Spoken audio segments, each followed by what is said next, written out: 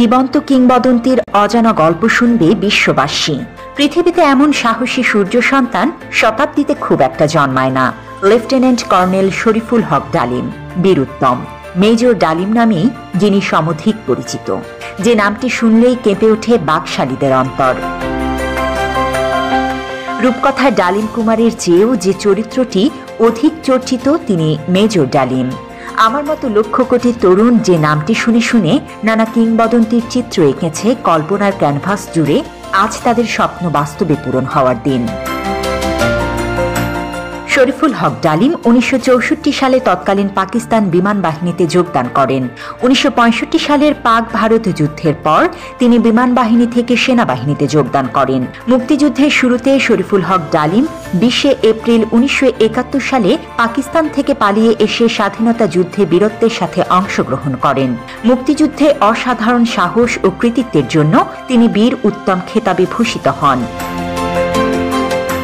1975 সালের 15 আগস্টে শেখ মুজিবের হত্যাকাণ্ডের পর তাকে সেনাবাহিনীতে পুনর্নিয়োগ করা হয় এবং লেফটেন্যান্ট কর্নেল পদে পদোন্নতি দেয়া হয়।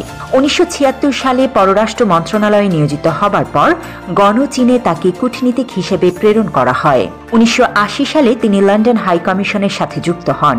1982 সালে কমিশনার হিসেবে হংকংয়ের দায়িত্বভার গ্রহণ করেন।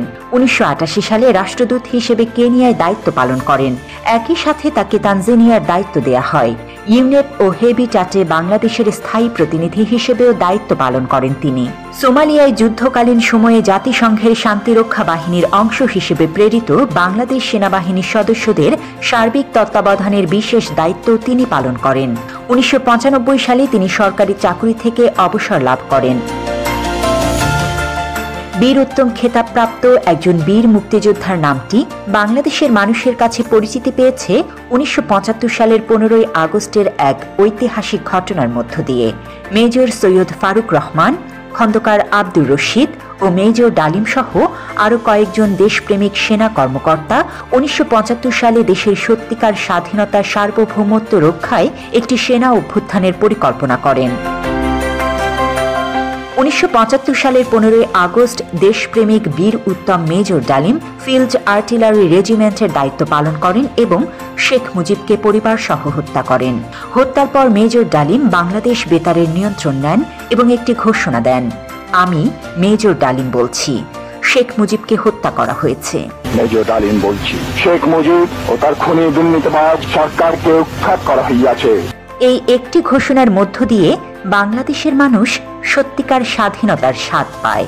হাজার হাজার মানুষ আনন্দে উদ্বেলিত হয়ে ওঠে, মিষ্টি বিতরণ করে দেশব্যাপী, যেমনটি করেছে 2024-এর 5 আগস্টে তার কন্যা ফ্যাসিস্ট খুনি হাসিনার পলায়নের পর।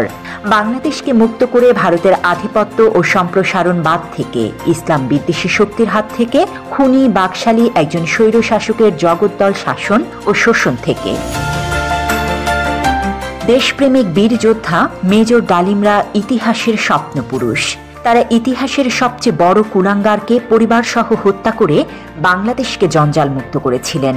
গণ অভ্যুত্থান উত্তর নতুন বাংলাদেশে মেজর ডালিমদের দেশপ্রেমিক হিসেবে স্বীকৃতি সময়ের অপরিহার্য দাবি।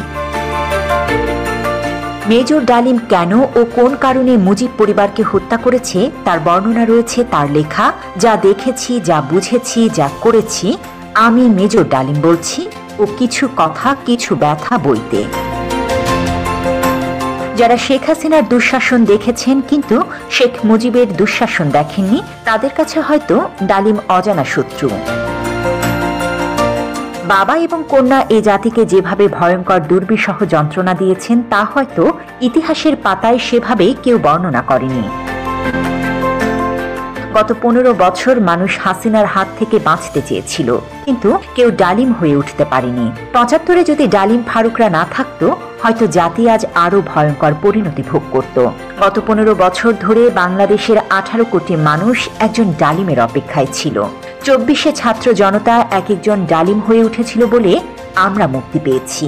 বাংলাদেশের সেই সাহসী বীর আজ আমাদের সামনে। আজ সরাসরি তার মুখ থেকেই শুনুন 15 আগস্টের সেই কালজয়ী রাতের ঘটনা ও পূর্বাপর।